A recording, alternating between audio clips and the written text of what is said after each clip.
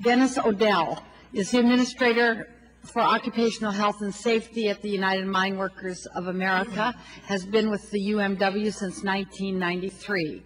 He is the chair of the Joint Industry Committee between the UMW and the National Bituminous Co-operators Association, and was appointed to NIOSH, Mine Safety and Health Research Advisory Committee, in 2006. He was educated at Fairmont State College and West Virginia Westland College. Madam Chair, other members of the subcommittee, my name is Dennis Odell. I'm currently the Administrator of Occupational Health and Safety for the United Mine Workers of America. But probably what I'm more proud of is prior to this, I was an actual coal miner that worked for close to 20 years. I'd like to thank you for inviting me to testify before you today. This committee has an opportunity to change history by better protecting our nation's most valuable resource, the miners. Before and after the enactment of the Miner Act, the union has always maintained that it was a good first step for protecting miner safety, but we have also consistently expressed that Congress needed to continue to push forward with improvements in mine health and safety. The job is not done. This legislation is more than just another step in the right direction. It answers many of the most pressing safety and health needs of our miners today. This legislation is also especially important because it is designed to prevent dangerous situations from happening in the first place. The enhanced enforcement authority that this legislation provided to the Mine Safety and Health Administration will also be critical if the agency embraces their new authority and actually uses it. Irresponsible co-operators need to know that MSHA is serious about enforcing all the laws on the book. The UMWA is very supportive of the new respirable dust standard included in this legislation. We have worked long and hard to reduce the incidence of black lung in coal miners. This is a preventable disease that has not gone away, and we believe this legislation will mean a giant step forward for all coal miners. I sit here today and I find it hard to believe that anyone in the mining industry would be against providing a means to improve safety. I've heard comments from some industry folks that there is no need to act.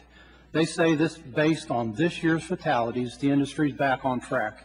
I ask you, is 24 mining fatalities so far this year acceptable?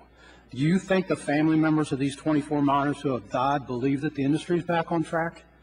You're going to hear comments like it's too early to act. I ask you to do the math. 1977 to 2006 equals 29 years since any major changes have been made to improve miners' health, safety, and training. And those changes came about last year, as the original 1969 Act was motivated by the blood of the miners. I'm asking you today, should we wait another 29 years and let more miners die, or should we be, as this new legislation suggests, proactive and prevent more deaths and injuries? The industry may try to argue that if the use of belt air is eliminated, many mines won't be able to operate because they can't control their roof. I've spent many hours searching NIOSH's mining page looking for research and studies to support this statement, and I've yet to find it.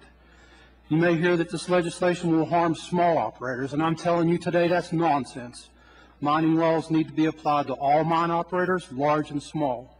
It's time to level the playing field and give all miners the same level of protection, no matter the size of the mine or the number of employees an operator has on its payroll. I recently read this in a newspaper article, and this statement was from the chair of the Mine Safety Technology and Training Commission that was formed after the Sago and Almond disasters. And I quote, "Complying with the Miner Act is not the only challenge the industry faces.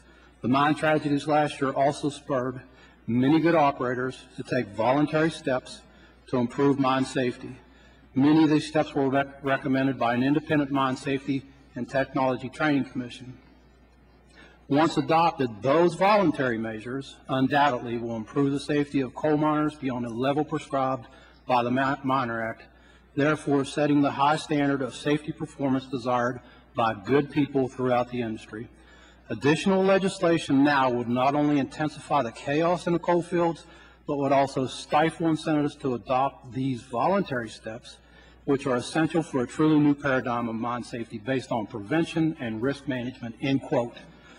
Madam Chair and members of the committee, the problem with this statement is that these steps and measures are on a voluntary basis. And some of the more reputable operators, or as he put it, good operators, may do this. This also relies on the use of risk management that we are now learning is not the best tool provided to protect minors and should never be allowed as a means to replace regulatory enforcement by our state and federal agencies. Others are the bad actors. Operators are doing nothing.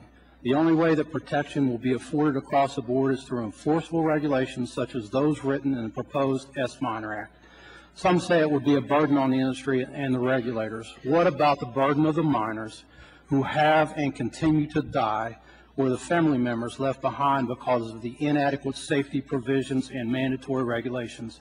I propose to you that the burden that may be placed on coal operators does not even come close to that. In 1969, and I'm wrapping up, coal operators cried to Congress that if they were placed under the standards introduced in the 1969 Miner Act, the industry would fold, yet we are still here today in 2007, safer than we were in 1969. Madam Chair, the UMWA strongly supports this legislation. We commend you, Representative Miller, Ray Hall, and others for introducing it, as well as those who have signed on.